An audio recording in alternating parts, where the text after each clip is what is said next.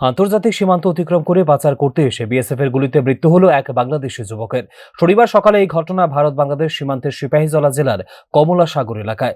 ঘটনার বিবরণে জানা যায়, গত কিছুদিন যাবৎ কমলাসাগর সীমান্ত এলাকায় পাচার বাণিজ্য বেড়ে গেছে। রাতের অন্ধকারে এপার থেকে চুরি করে ওপারে পাচার করছে একাংশ। বিএসএফ প্রতিরোধ করার চেষ্টা করলে পাচারকারীদের পাল্টা হামলার মুখে পড়তে হয়। শনিবার ভোরে এমন একটি পাচারের ঘটনা রুখতে গিয়ে 0 পয়েন্টে গুলি চালাতে বাধ্য হয় বিএসএফ এর গুলিতে গুরুতর আহত হয় এক যুবক। পরে তাকে বিএসএফ এর গাড়িতে করে বিশালগড় মহকুমা হাসপাতালে নিয়ে যাওয়া হয়। কর্তব্যরত চিকিৎসক তাকে মৃত বলে ঘোষণা করেন। আজকে একটু আগে 11:50 দিকে বিএসএফ এর থেকে একজন বডি লয়ে হয়েছিল, গুলি করা হয়েছে ফাইনালি আননোন।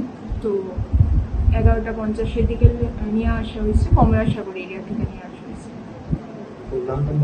না, কোনো নাম পাওয়া গেছে। এমনি গুলি করা হয়েছিল, যে দূরে তারা হয়েছে, যে গুলি করার পরে এখানে লয়ে আসছে আমাদের এখানে, আমরা প্রটেক্ট করছি। পুলিশ শনিবার দুপুর পর্যন্ত মৃত যুবকের পরিচয় পাওয়া যায়নি। হাসপাতালের মর্গে রাখা হয়েছে অজ্ঞাত পরিচয় সেই বাংলাদেশি যুবকের মৃতদেহ।